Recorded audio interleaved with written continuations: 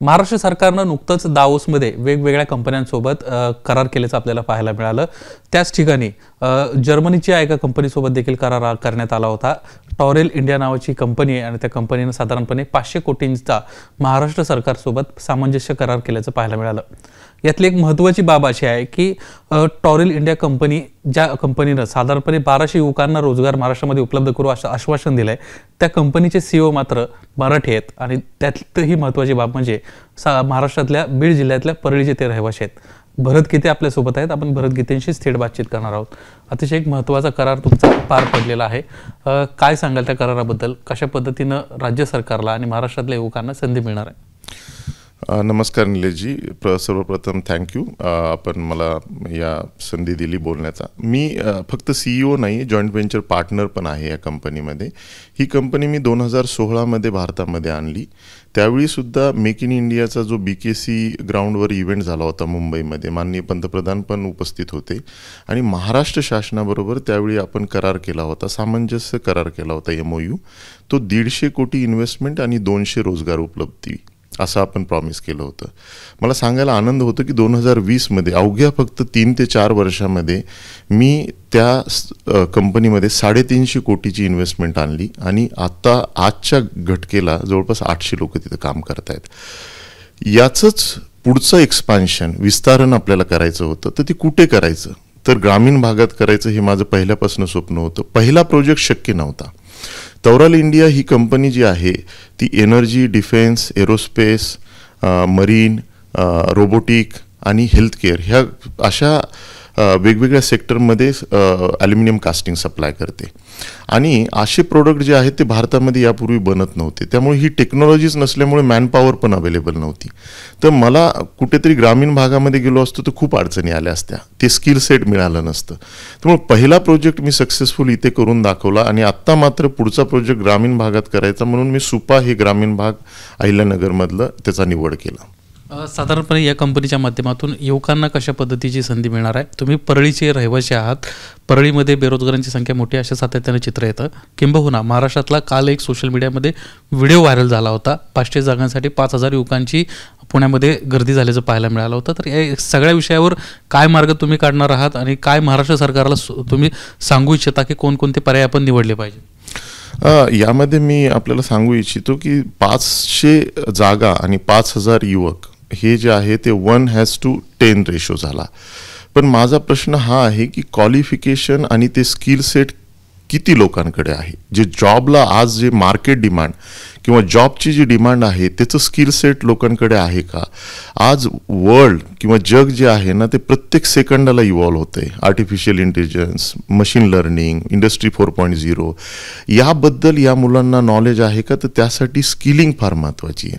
माननीय मुख्यमंत्री आणि मी दावोसमध्ये असताना आमची एक 5 मिनिटाची 10 मिनिटाची चर्चा चांगली झाली। त्यामध्ये मी त्यांना एवढंच सजेस्ट केलं की सर, म्हटलं आपण महाराष्ट्रामध्ये गुंतवणूक आणतोयत, गुंतवणूक येईल, फॅक्टरी बनतील, पण त्या स्किल सेटची लोक अवेलेबल आहेत की नाही हे बघणं गरजेचं आहे।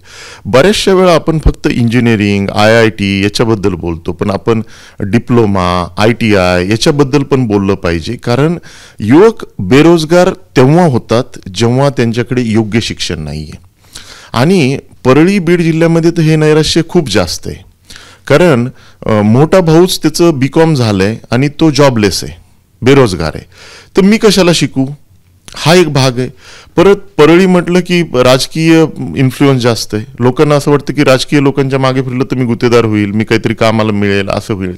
त्याऐवजी त्यांनी पूर्णपणे वेळ आपल्या शिक्षणासाठी दिला पाहिजे। परळी ही मी एक वेगळ्या प्रकारची 90च्या दशकामध्ये पाहिलेली आहे। परळी ही शिक्षणासाठी सुद्धा प्रसिद्ध होती आणि तो शिक्षणाचा जो भाग आहे ना तो परत परळीला आला पाहिजे असं मला वाटतं। सर, तुम्ही आता COEPच्या बॉडीवर देखील आहात, तुम्ही काय आगामी काळातल्या या शिक्षणा संदर्भात त्या ठिकाणी निर्णय घेताय किंवा एकंदरीतच महाराष्ट्र सरकारला काय आव्हान करू इच्छित आहे की हे बदल झाले पाहिजेत?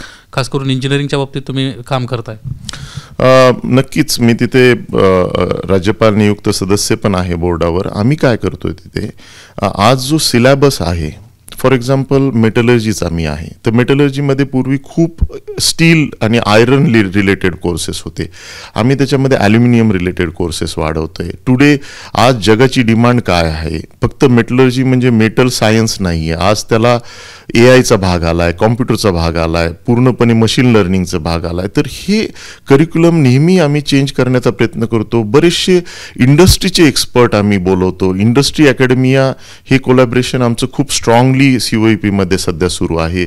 विदेशातले बरेचसे प्रोफेसर आपण इथे आणतो. RWTH आखन, जिथे मी युरोपमधली सर्वात मोठी युनिव्हर्सिटी आहे आणि मेटलर्जी, मेकॅनिकल, सिम्युलेशन, प्रोडक्शन आणि ऑटोमोटिव्ह इंजिनिअरिंगसाठी जी EV साठी खूप प्रसिद्ध आहे, त्यांचं कोलॅबरेशन COEP बरोबर आपण करतोय. हे असे बरेचसे उपक्रम आपण आणि सिलेबसमध्ये चेंजेस करत आहोत. सर, खरं तर ग्रामीण भागातून म्हणजे परळीचे तुम्ही रहिवासी आहे, तिथं 10वीपर्यंत शिकलाय आणि त्यानंतर तुम्ही एवढ्या मोठ्या पदावर पोहोचलेला आहात. मुळात ग्रामीण भागातून जे शहराकडे येऊ इच्छितात किंवा शिक्षण घेऊन पुढे जाऊ इच्छितात त्यांच्यामध्ये एक न्यूनगंड असतो. अशा तरुणांना, अशा मुलांना तुम्ही काय आव्हान कराल, त्यांना काय संदेश द्याल? खरं तर मी म्हणेल की माननीय पंतप्रधान किंवा गव्हर्नन्समधली जी लोक आहेत त्यांना शहराकडे येण्यापेक्षा गावातच रोजगार उपलब्ध करून दिला पाहिजे, हे प्रथम माझं म्हणणं आहे. पण ते शक्य नाही आहे. पुढचे 20 वर्ष लागतील त्यासाठी. तोपर्यंत त्या 20 वर्ष त्या तरुणांनी शहराकडे येण्यासाठी काय करावं, तर चांगला कॉन्फिडन्स बिल्ड करावा स्वतःमध्ये. एक चांगली आपण देह भाषा म्हणतो. मला पण ही प्रॉब्लेम आले. मी जेव्हा परळी, लातूरमधनं शिकून पुण्यामध्ये आलो तर मला वाटलं की या इंजिनिअरिंग कॉलेजमध्ये माझं काही होईल की नाही होईल. कारण मी एक ग्रामीण भागातनं पश्चिम महाराष्ट्रातली मुलं असतील किंवा त्यांचा तो रांगडी आवाज असेल, त्यामुळे मग त्यांना कुणीतरी हसतं, मग त्याचा कॉन्फिडन्स आणखी लूज होतो. हा कॉन्फिडन्स लूज न होऊ देता तुम्ही आपल्या घरामध्ये इंग्रजी पेपर असतील, हिंदी असतील. आपल्याकडे हा पण प्रॉब्लेम आहे, फक्त इंग्रजीचा नाही, हिंदी पण आपल्या मराठी लोकांना चांगली बोलता येत नाही, कारण आपण त्यामध्ये मराठी मिक्स करतो. आम्ही तर मराठवाड्यातली लोक उर्दूच मिक्स करतो. आम्ही आज ही कमाल है म्हणतो. कमाल है क्या आहे, हां, कौतुक आहे ते खरं तर. तर या सर्व मुलांनी आपल्या आपल्या घरामध्ये, रूममध्ये बसून इंग्रजी पेपर, हिंदी पेपर मोठ्या मोठ्याने वाचावा. जोपर्यंत स्वतःमध्ये कॉन्फिडन्स नाही तोपर्यंत तुम्ही काही करू शकणार नाही. तुम्हाला तुमच्या स्वतःमध्ये कॉन्फिडन्स आणणं, स्वतःवर विश्वास ठेवणं गरजेचं आहे आणि त्यासाठी योग्य शिक्षण घेणं गरजेचं आहे. तुम्ही जर्मनीमध्ये मुळात कसं पोहोचला, तुम्ही तिथपर्यंतचा प्रवास कसा होता आणि भाषेबद्दल तुम्ही आत्ता सांगत होता, जर्मन भाषा तुम्हाला येते का, ती कशी तुम्ही तिथं गेल्यानंतर अवगत केली किंवा कसा तुम्ही त्या लोकांशी संवाद साधला? कारण जॉईंट व्हेंचरमध्ये जर्मनी तुम्हाला मदत करते, त्या ठिकाणी जर्मनीचे इन्व्हेस्टमेंट तुमच्यासोबत आहे. जर्मन भाषा मी म्हणेल की मला मे बी ते थोडंसं काय म्हणतो वाया रूट घेतला मी तो. इंग्रजी सुधारवण्यासाठी जर्मनीमध्ये गेलो कारण जर्मन लोक जी आहेत ना ती कधी हसत नाहीत चूक झाली तरी, आणि त्यामुळे मला माझी इंग्लिशही वापरता आली आणि जर्मनही वापरता आली. जर्मन शिकलो इथे मॅक्स मुलर भवनमध्ये. पण जर्मन जरी तुमचं वाक्य चुकलं ना तरी ती लोक तुम्हाला हसत नाहीत. ती लोक तुम्हाला म्हणतात वा खूप छान बोलताय, आणि तुमचंच सेंटेन्स तुम्हाला वापस बोलून तुम्हाला करेक्ट करतात न कळत. त्यामुळे तुम्हाला उल्हास वाढतो, तुमचा आनंद वाढतो की आपण ही भाषा बोलली पाहिजे. त्यामुळे भाषा चांगली आली. जर्मनीचा प्रवास जो आहे ना तो मेटलर्जी विषय जो आहे तो जर्मनीमध्ये खूप मोठ्या प्रमाणामध्ये स्टील असेल, ॲल्युमिनियम असेल, कॉपर असेल, कास्टिंग असतील, फोर्जिंग असतील किंवा स्टील मेकिंग असेल. थिसन ग्रुप कंपनी आहे. आता आपले आर्सेलर मित्तल पण जर्मनीमध्ये आले मागच्या 2 दशकामध्ये. जर्मनीमध्ये हायेस्ट क्वालिटीचं मेटल बनवलं जातं. त्यामुळे आपण बघतो जर्मन प्रोडक्ट जे आहेत ते कुठलेही घरातले काटे चमचा असो किंवा काही असो ते स्टील म्हणतात की गंजत नाही कधी. तर ते प्रोडक्ट शिकण्यासाठी मी गेलो. माझ्या शाळेमध्ये सरस्वती विद्यालय परळीमध्ये माझा त्यावेळी सत्कार ठेवला होता. माझे सर्व गुरुवर्य तिथे होते. त्यावेळी मी एक शब्द बोललो होतो, एक वाक्य दिलं होतं की विदेशात जाईल, औद्योगिकरणासाठी भारताच्या मात्र त्याचा उपयोग करेल. आणि ते मी आज करू शकतोय. मागचे 10 वर्ष झालं इंडस्ट्रीमध्ये काम करतोय. माझी जी प्रोडक्ट आहे ती पूर्ण इम्पोर्ट सबस्टिट्यूशनचं काम करतायत. सारथ टँक जो 6 इंजर्ड जखमी सैनिकांना युद्ध पातळीवरनं घेऊन येतो राहत कार्याला, त्या टँकमधलं इंजिन ब्लॉक भारतात आजपर्यंत कधी बनलं नव्हतं. आपण पूर्णपणे रशिया या देशावर अवलंबून होतो. हा टँकचं इंजिन ब्लॉक भारतामध्ये पहिल्यांदा तौराल इंडियाने 2020 मध्ये बनवला आणि मागचे 4 वर्ष झालं आपण कंटिन्युअसली सप्लाय करतोय. त्यामुळे आपल्याला आता रशियावरची आपली डिपेंडन्सी थांबली. म्हणजे स्वयंपूर्ण भारताचं स्वप्न या निमित्तानं पूर्ण होत आहे. आणखीन कोणकोणत्या मुद्द्यांवर खास करून तुम्ही काम करताय, जसं की हा एक महत्त्व होता की स्वावलंबी भारताला बनवण्यामध्ये एक महत्त्वाचा आणि वाटा त्यामध्ये तुम्ही निभावलेला आहे. असं आणखीन कुठले कुठले प्रयोग चालू आहे? मला असं वाटतं की स्किलिंगशी रिलेटेड मी बोललो, मुख्यमंत्री साहेबांशीही बोललो. त्याबरोबर मी त्यांना आणखी एक विषय सांगितला, इकोसिस्टीम आली पाहिजे. आपण बऱ्याचशा वेळा बघतो की मर्सिडीज बेन्झ येते किंवा VW येते, पण त्यांचे सप्लायर आपल्याकडे भारतात नाही आहेत. त्यामुळे काय होतं की त्यांना आजसुद्धा त्यांच्या वापस देशाला जावं लागतं तो माल आणण्यासाठी किंवा चायनाला जावं लागतं. चायना इकॉनॉमी कशी काय स्ट्रॉंग झाली? कारण त्यांनी स्मॉल प्लेअरवर लक्ष दिलं. पहिले इकोसिस्टीम आणली, सप्लायर बेस आणला आणि त्यानंतर ऑटोमॅटिकली OEM आला. सो माझं हे म्हणणं आहे की तुम्ही फक्त मोठ्या नावांवर केंद्रित राहू नका. छोटे छोटे प्लेयर जे आहेत ना, खूप छोट्या कंपन्या अशा खूप प्रसिद्ध आणि त्यांचे प्रोडक्ट जे आहेत ना वर्ल्ड क्लास आहेत युरोपियन खंडामध्ये. इनफॅक्ट चायनामध्ये सुद्धा, चीनमध्ये कडनं आपल्याला शिकण्यासारखं खूप आहे. आता ते बॉर्डर इश्यू आणि हे सगळे बाजूला ठेवले तर चायना देश आपल्याला भरपूर शिकून जाऊ शकतो. त्यांची चिकाटी आणि काम करण्याची पद्धत खूप चांगली आहे. तुमच्यासारख्या तरुणांसाठी तुम्ही जे नवीन व्यवसायामध्ये येऊ इच्छित आहेत त्यांना काय सल्ला द्याल, आणि राज्य सरकारनं ह्या तरुणांसाठी किंवा ह्या मंडळींसाठी काय केलं पाहिजे असं तुम्हाला वाटतं? राज्य सरकार भरपूर काही करतंय, पण मी त्यापेक्षा जी नव उद्योजक बनवू इच्छितात त्यांना एकच सांगू इच्छितो की एकदम लवकर उडी टाकू नका. पहिले आपलं शिक्षण तर पूर्ण करतातच ते, पण पूर्ण व्यवस्थित करा. त्यानंतर काही वर्षाचा अनुभव घ्या. जमलं तर एखादा देश निवडा, मग तो काही युरोपच असावा किंवा अमेरिकाच असं नाही. सिंगापूरला जा, बरीचशी लोक आपली चीनला जातात, जपानला जातात. शिकण्यासारखं खूप आहे. तिथली लोकल भाषा शिका. आपली भाषेवर तर आपलं प्रेम असलंच पाहिजे. मी नेहमीच म्हणतो अभिमान आणि गर्व हे दोन्ही पण नसावे. आपल्याला प्रेम असावं, आपल्या भाषेवर प्रेम राहू द्या. सगळ्या भाषा शिका, तिथली टेक्नॉलॉजी तंत्रज्ञान शिका आणि ते तंत्रज्ञान आणण्यासाठी भारतासाठी कसं मदत करता येईल आणि त्यातनं स्टार्टअप तयार करा. पहिल्याच दिवशी उडी मारली ना, मग तुम्ही पुन्हा नैराश्याकडे जाता.